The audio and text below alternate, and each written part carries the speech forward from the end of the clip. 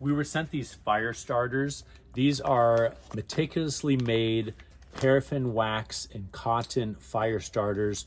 They're weatherproof. You can use them in all kinds of different conditions for family camping, for backpacking. These are great to be able to have in your 10 essentials. I have my 10 essentials here that I take on all my backpacking, and these are a nice staple to have in there. This here, there's 50 of them in this bag. They last for at least 30 years. So you can put them in an emergency kit or something that you know you can have them for a very long time. How do they work? Let's show you. All right, in my 10 essentials kit, I usually keep some straight matches and a lighter. So you pull one of the little plugs out, and then you go through and you twist it. So you can just rough it up a little bit. Make sure that you're exposing the cotton fibers there. That really makes a big difference. Surface area is what allows cotton to be able to catch in here with the paraffin wax. So get some good surface area, get some good little kind of squigglies there, wispies, I guess you could say, and expose them there. I have another one right here too that we already did. So we have the wispies there, and just go through and kind of flatten it out. If you take one of the plugs and try to light it without doing that, it's going to be really challenging to get it to ignite because there's just not enough little tiny wispies to be able to catch on. So I have them exposed here. So we'll go through and we'll just do one right now just so that you can see what it looks like. Kind of lay it down, give it some air so that it sits up, and then we'll go through and we'll open the flame.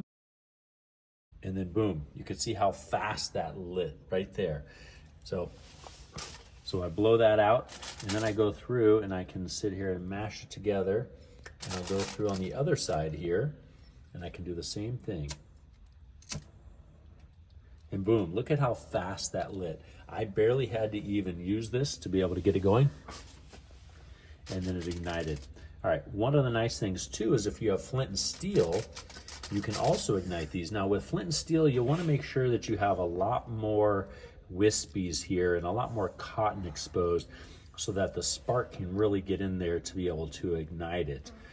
So we'll go through and we'll just open this up really good, get it really good and exposed there. And so this is all stuff that can be done when you're out camping in the wilderness or an emergency situation. You need to just light yourself a fire. You can all get that nice and open there. And you want to make sure you're not smoldering it. So make sure that it's open. So I'm just going to go through and use my spark. And there we go. So you can see how fast that lit. Now I did hit the little butane thing there. So it got that lit up there.